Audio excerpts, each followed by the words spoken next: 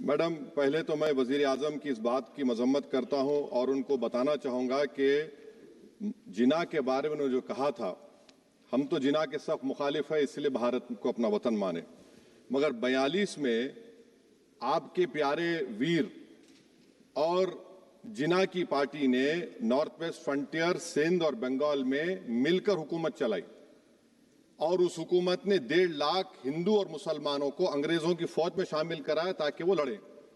تو کسی شاعر نے اچھا کہا تھا وزیر اعظم کے بارے میں کہ فریب دے کر زمانے کو پارسا نہ بنیے، انہیں کہو کہ وہ بندہ بنے خدا نہ بنے، امیر شہر یہی چاہتا یا حضرت کہ ہماری چیخ گلے میں رہے صدا نہ بنے۔ دوسری بات میڈم، ہمارے وزیر دفاع جناب راجناتھ سنگھ صاحب نے بڑا ہی عجیب و غریب اور تکلیف دہ بات کہی ام المومنین کے بارے میں اور ام الکتاب کے بارے میں۔ ام المومنین ان کو کہتے ہیں جو ہمارے پروفٹ محمد صلی اللہ علیہ وسلم کی وائف ہیں، وہ ہم تمام مسلمانوں کی ماں، ہم ان کو تصور کرتے ہیں، مگر ہم ان کی عبادت نہیں کرتے، ہم اپنی ماں کی عبادت نہیں کرتے۔ ام الکتاب قرآن ہے، ہم قرآن کی عبادت نہیں کرتے، قرآن اللہ کا بھیجا ہوا کلام ہے۔ تو اس کے بارے میں بھی شاعر نے اچھا کہا کہ خبر نہیں جنہیں اپنے دین و مذہب کی، ہمیں وہ دین کا مطلب سکھانے نکلے ہیں۔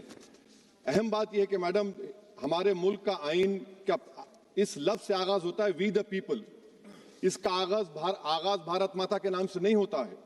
ہمارے سمویدھان کا جو پریامبل ہے وہ کیا کہتا ہے؟ Liberty of thought, expression, belief, faith and worship.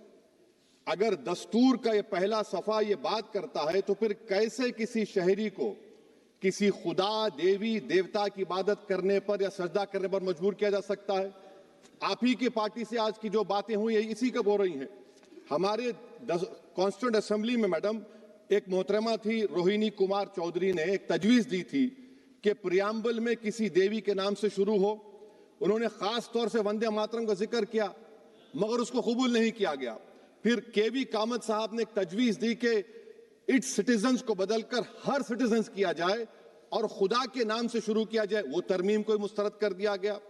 ہمارے سمویدھان کا اصول یہ ہے کہ بھارت کیا ہے؟ اس کی عوام ہے، عوامی قانون کی مصنف ہے، عوام کی مرضی سے سب سے بالاتر ہے، عوامی حاکم ہے۔ ملک کسی خدا، دیوی، دیوتا، مذہبی علامت کے نام سے نہیں چلتا، نہ ملک کسی ایک مذہب کی ملکیت ہے۔